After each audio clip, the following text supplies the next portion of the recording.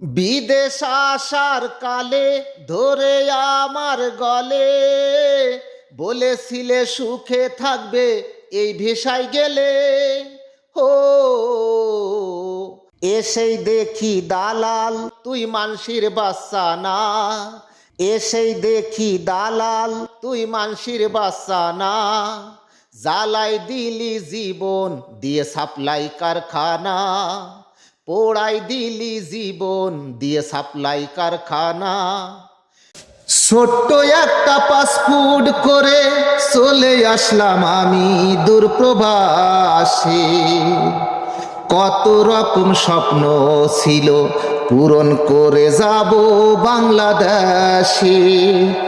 এখন সব স্বপ্ন আমার নষ্ট হলো প্রবাসে।